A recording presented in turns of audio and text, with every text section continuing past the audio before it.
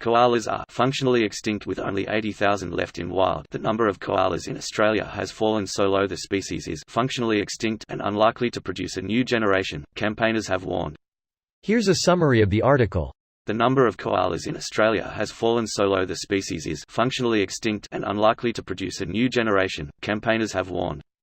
The Australian Koala Foundation believes there are as little as 80,000 left in the wild across the country. AKF Chairman Deborah Tabart said, "I'm calling on the new Prime Minister after the May election to enact the Koala Protection Act, which has been written and ready to go since 2016. The plight of the koala now falls on his shoulders." Koalas were officially listed as vulnerable in New South Wales, Queensland and the Australian Capital Territory in May 2012, meaning numbers are in or at risk of steep decline.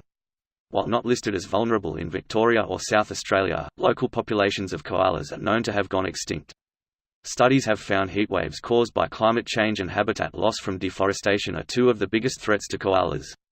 I know the Australian public are concerned for the safety of koalas and are tired of seeing dead koalas on our roads. It is time for the government to respect the koala and protect its habitat.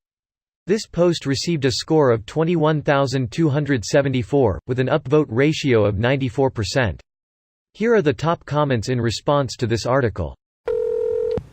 For those who wonder what that means, functionally extinct is used to describe a species which has a population so low that it can no longer play a role in its ecosystem.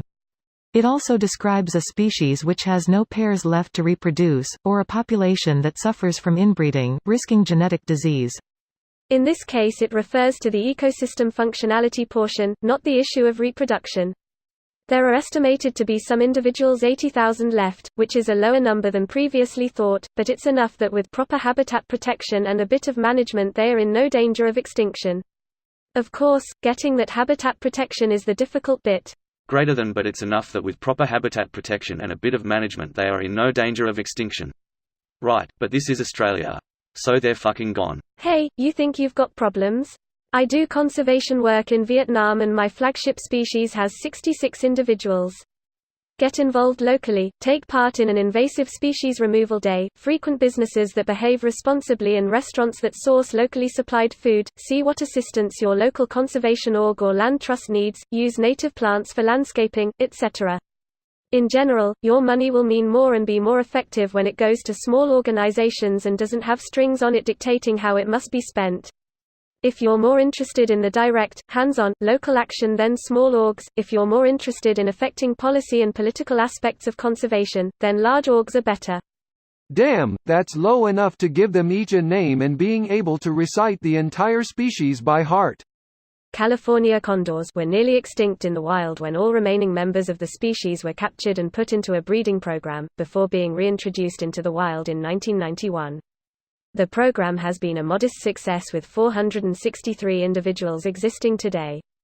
A population bottleneck like that can have substantial genetic consequences in the future if the population is attacked by disease or there are genes that cause problems. In some ways it's fortunate that this particular species has been restricted to one island for the last 12,000 years. The genes that cause defects have generally been bred out of the population in cases like that. We are concerned about lack of genetic diversity and the potential for diseases though, especially as tourism in the area ramps up enormously and there is increased contact between humans and the local wildlife. This video was automatically created by Reddit to speech. The article and comments in this video were selected from Reddit according to their upvotes, and any paraphrasing was performed by smmry.com, without any human intervention.